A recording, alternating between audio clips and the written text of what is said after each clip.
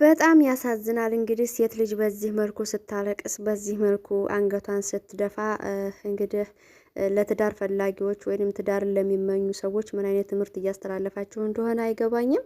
ፎዙ እንግዲህ ቤት ተከራይታ ለብቻዋ ወጥታ ነበር። ነገር ግን ከልጇ መለየቷ በጣም ኑሮ ከብዷታል ማለት ነው። ተሊና ተለይቼ መኖር አልችልም እያለች እንግዲህ እያለቀሰች ነው።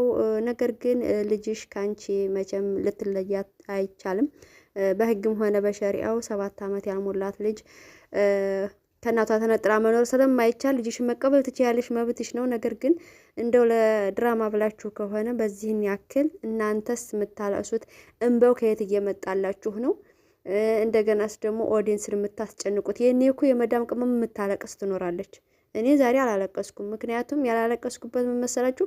አንዳንድ ነገሮች የሚያስለቅሱበት ወቅት አለ ባየነው ቁጥር እነሱ በሰሩ ድራማ እኛ የምናለቅሰው አጋጣሚ አለ። ነገር ግን ዛሬ እኔ አላለቀስኩም።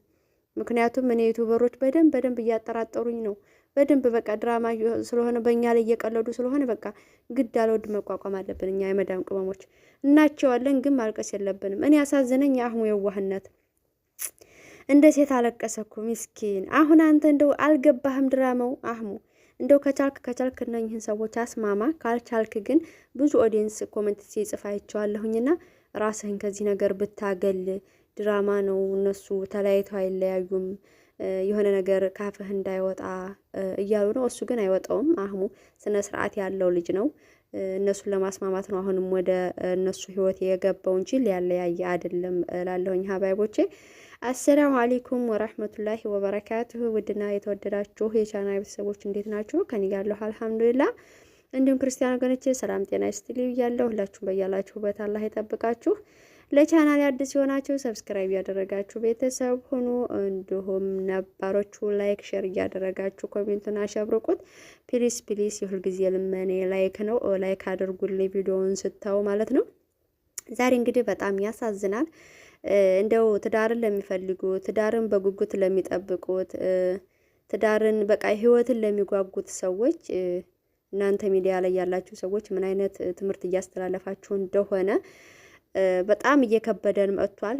ትዳር እንደዚህ ነው ወይ? ትዳር እንደዚህ ከሆነ ባንገባበት ታስብላላችሁ። ነገር ግን ሀባይቦቼ እናንተ ለኦዲየንስ የምመክራችሁ እነሱ ዶላር ነው የሚሰሩት፣ እንዳትፈሩት። ትዳር እንዳያያዛችሁ ነው። እንደናንተ ሁኔታ ይወስነዋል ትዳር ማለት ነው። እነሱን ባያችሁት ብዙ ኮሜንት ስላየሁ ነው። እነሱን ስላያችሁ ከእናንተ ምን እንማር? እኛ ትዳር እንዳንፈልግ ያደረጋችሁን ትዳር ከእናንተ ውጪ ዘጋኝ ብዙ ኮሜንቶች አይቻለሁና እንደዚህ አይባልም። ትዳር የእናንተ ሁኔታ ይወስነዋል፣ በሰው አይደለም። የእነሱ ህይወት ለድራማም ይሁን ሀቂቃም ይሁን እንግዲህ በዚህን ያክል ተመሰቃቅሎ ስታዩት የእናንተም ህይወት ይመሰቃቀላል ማለት አይደለም። ትዳር እንዳያያዛችሁ ብቻ ነው ማለት ነውና አትፍሩት ለማለት ያክል ነው። ትዳርን የመሰለ የሚጣፍጥ ነገር፣ ትዳርን የመሰለ ነገር ተከብራችሁ የምትኖሩበት፣ ትዳርን የመሰለ ሁሉ ነገር የትም አይገኝም ማለት ነው። የእናንተ አያያዝና ሁኔታ ብቻ ይወስነዋል ማለት ነው። ብዙ ዩቲዩበሮች እንግዲህ ትዳራቸውን የምርም እየበጠበጡ የምርም ሳይበጠብጡ እንግዲህ ኦዲየንስ ከኛ ምን ይማራል ብለው አይደለም እነሱ ያንን ቪዲዮ የሚሰሩት። ስለናንተ ትምህርት፣ ስለናንተ የሆነ ነገር መቅሰም አይዶን ኬር አባውት ምንም አይጨነቁም። እነሱ የሚፈልጉት ምንድነው? ገንዘብ መስራታቸውና መስራት ብቻ ስለሆነ ከሚዲያ ላይ አይታችሁ የሆነ ነገር እንቀስማለን የሚባል ነገር በአሁኑ ሰዓት የለም። ለህይወቴ የሆነ ነገር ይጠቅመኛል ከሶሻል ሚዲያ ላይ እንደው ከስንት አንድ ነው ብታገኙ ማለት ነው። ከስንት አንድ ቤት ለዛውም አለፍ ስትሉ ተሄዳችሁ ነው የምታገኙት ትምህርት ማለት ነው። እነኚህን የወጣቶቹን ትዳር የወጣቶቹን ቪዲዮ አይተን እንቀስማለን፣ የማይሆን ነገር ነው። እነሱ የሚያስተላልፉት ለኦዲየንስ ትምህርት ይወስዳል፣ ለኦዲየንስ ይጠቅማል ብለው ሳይሆን ለራሳቸው ዶላር መሰብሰቢያ ብቻ ነው። እኛም የምናያቸው ደግሞ ከመዳም ስራ ጋር ትንሽ ጭንቅላታችንን እናዝናናለን። እንደዚሁ ለኛም ለትንንሹ ዩቲዩበሮች መሸቃ ይሆኑናል እያልን ነው እንጂ የምናያቸው ለትዳራችንም ሆነ ለህይወታችን ትምህርት ይሰጠናል ብለን አይደለም ማለት ነው። እነሱን እያየናቸው ያለ ነው። እና ዛሬ እንግዲህ ፎዙ ትላንትና አይታችኋል። እቃዋን ልብስን የሰጣት መቼም እቃ አልሰጣትም። ልብስና ግርግዳ የተለጠፉ እንትኖች እሷን ያስታውሱኛል ብሎ ነው እንግዲህ አወርዶ ያንን እንቧገርዮ እያላቶ ፉአድ የሰጣት ማለት ነው። ያችን ይዛ እንግዲህ የገባች የተገኘችላትን ቤት ደግሞ አስባችሁታል ምን እንደምታህል። በያ ላይ ሰፊ ቤት ለምዳችሁ ሁሉ ነገር ተሟላ ቤት ኖራችሁ አሁን ባዶ ቤት ስትገቡ በጣም ይከብዳል።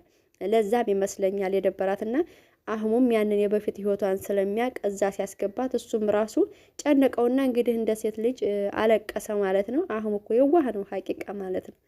አህሙ የዋህ ነው፣ መልካም ነው። ስለኔ በምክንያት ነው በቃ። አሁን ይሄ ነገር እንግዲህ እሱ ይወቀውም አይወቀውም እንግዲህ እነሱ ናቸው የሚያውቁት። አብዛኛው ኦዲየንስ እንግዲህ ድራማ ነው እያለ ነው። ምክንያቱም ትክክለኛ ተጣልተሽ ከሆነ ቤተሰብ ጋር አትሄጅም ወይ እያሉ ነበር። ቀርቷል ሀባይቦቼ። የዛሬ ባለትዳሮች የዛሬ ልጆች ልበል እንግዲህ መሰለኝ የዛሬ ወጣቶች እነሱ ይጋባሉ። እንደው ከስንት አንድ ነው ቤተሰብን ቢያስገቡ ማለት ነው እንትን ይላሉ። ከዛ ሲጣሉ ቤት ተከራይታ ለብቻዋ ነው። ቤተሰብ ጋር አትሄጂም ወይ ቤተሰብ የለሽም ወይ ቤተሰብ አስገቢበት ኖ የለም ሀባይቦች። ይሄን ያ ድሮ ቀረ። አንድ ደግሞ በስነ ስርዓት ቤት አባትና እናቷ ቤት ተከብራ ኖራ ታባትና እናቷ ቤት ሽማግሌ ልኮ በሰርግ የወጣ ሴት ናት እንደዛ የምትመለሰው። ገብቷችኋል? እነኚህ ውጪ ተገናኝተው ውጪ ነገር ጨርሰው የተጋቡ ሰዎች ሁሉም እንደምታዩቸው በተከራይተው ልክ ከባላቸው ቤት ወይ ባልዮ ይወጣል ወይ እሷ ስትወጣ ሌላ ቤት ነው የሚይዙት። ወደ ቤተሰብ የሚባል ነገር የለም። እንደ ድሮው ሽማግሌዎች ቀርበውበት እሱ ሽማግሌ ልኮ ነይ ወደ ቤትሽ ግቢ ምናምን የሚባል ነገር የለም ማለት ነው። እና ወደ ቤተሰቦችሽ ለምን አትሄጂም ለሚባለው ማለት ነው። ደግሞ አሁን ብዙ ሰዎች ውጣ ከዚህ ነገር ውስጥ ውጣ፣ ከቻልክ አስማማ እያላችሁት ነበር። እሱ እኮ ሊያስማማ ነው የገባው ሀባይቦቼ። እነሱን በጣም የሚያምሩ ናቸው፣ በጣም አሪፍ ናቸው። ለሱም ቅርብ ጓደኞቹ ናቸው። ሊያስማማ ነው የገባው እንጂ ሊያለያይ አይደለም። እሱ ነገር ውስጥ የለበትም፣ ምንም ነገር የለበትም። አህሙ ሲጣሉ አይቶ ነው የገባው። እንደገና ደግሞ ገንዘብ ካለው አርፈሽ ብትቀመጭ የምትሉ ሰዎች አላችሁ። የእሷስ መብት ካልፈለገች ግድ ነው እንዴ? ማን ያስገድዳታል? የእሱ መብት ይከበር እንዳላችሁት፣ ሁለተኛ ያግባ እንዳላችሁት የእሷ መብት መከበር አለበት። አልፈልግም ካለች አልፈልግም ነው። ለምንድን ነው እንደዚህ አይነት ኮሜንት የምትጽፉት? ካልፈለገች መብቷ እኮ ነው። ሁለተኛ አላድርም ካለች እሷ እኮ አሁን ለእለቱ ልጇ ስለተነጠለቻት ነው እንደዚህ ልታላቅስ የምትችለው እንጂ ካልፈለገች ብቻዋን መኖር ትችላለች፣ መብቷ ነው። ልጇን ደግሞ እንኳን ሕግ አለበት ሀገር ተቀምጣ ማንም አይከለከላትም። ነገ ጧት እጇ ታስገባታለች። በሕግም ሆነ በምንም አባቷ ጋር ትሁን ተብሎ ስለማይወሰን በዚህ እድሜዋ ማለት ነው። እና ለጊዜው ማንኛውም ሰው አታ እናትና አባቶቿ ብትሄድ በዚህ ሰዓት ታለቅሳለች። አንድ የለመዳችሁትን ነገር እንትን ስትሉ ለጊዜው ነው እንጂ እየተለመደው ይሄዳል። እንደዚህ ተምታለቅሺ እንደዚህ ባዶ ቤት ተምትገቢ አቅም ካለው ተስማምተሽ ብትኖሪ ለምን? ካልፈለገች የሷ መብትስ ለምን ይረገጣል? መብቷ መከበር አለበት። ልክ እሱ ላግባ እንዳለ እንደፈነደቀ እሷ ደግሞ ካልፈለገች መብቷን መወሰን ትችላለች ማለት ነው። እና ግን እናንተ ወንዶች ሴት ልጅ ስታለቅስባችሁ፣ ሴት ልጅ አንገቷን ስትደፋባችሁ ለእናንተ ኸይር ነገር መስሎ የታያችሁ ተሳስታችኋል። በጣም ተሳስታችኋል። ሴት ልጅ በእናንተ ሰበብ እንዳታለቅስባችሁ ነው የተባለው። ሴት ልጅ እንዳትከፋባችሁ በምንም ቢሆን ነው የተባለው፣ ካወቃችሁት ማለት ነው። እኔ እኮ ፉአድን ደዋ ማዳመጥ ይገባሃል፣ ገና ነህ፣ አላወቅክም ያልኩት በምክንያት ነው። አሁን ይችን መሰይ ሚስቱን እንግዲህ እንደዚህ አንገቷን አስደፍቶ ተሱ ጋር በመለያየቱ አይደለም ልጇን በመንጠቁ ነው እንደዚህ አንገቷን የደፋችው። እና አብሽሬ ፎዙ ያጋጥማል እንግዲህ ልጅሽንም እጅሽ ያስገባልሽ፣ ትገባለችም ደግሞ ችግር የለውም፣ ትለምጀዋለሽ የብቸኝነት ኑሮ። ግን እንደው ለልጃችሁ ስትሉ እሱም ሁለተኛ ሚስት የሚለውን ነገር ትቶ ብትስማሙ ባይ ነኝ። አህሙ ወንድማችን እንግዲህ በቻልከው አቅም ሞክር፣ እንዲታረቁ አድርግ። ካልሆነ ደግሞ ከጎኑ አሁን እምቢ ካለ እንግዲህ እንደዛው ፊቱን የሚያኮሳትርብህ እንደዛው አፍንጫውን የሚነፋብህ ከሆነ ከሷ ጎን ሆነ የቻልከውን ያከል እርዳታ ላለሁኝ ሀባይቦቼ።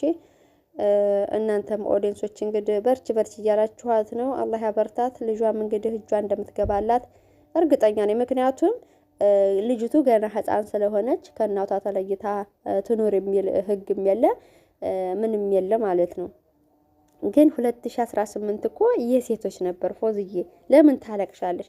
ለነገሩ ያክል አህሙ እንዳስገባሽ እኮ ያ የሱ ጓደኛ ነው አስወጥቶሽ እንደዚህ ያደረገሽ እንጂ ሴት ልጅ ከቤት መውጣት የለባትም ነበረ። እሱ ነበር መውጣት ያለበት። ግን በአጋጣሚ ሁኔታ ወጥተሻል። እንግዲህ ጠንከር በይ፣ ወገብሽን ታጠቅ በይ ለማለት ያክል ነው። ሀባይቦቼ በርቱ። እንግዲህ እኛም እንቀጥላለን፣ እነሱም ይቀጥላላለሁኝ። እስከ መጨረሻው ያዳመጣችሁልኝ ጀዛኩሙላሁ ኸይር።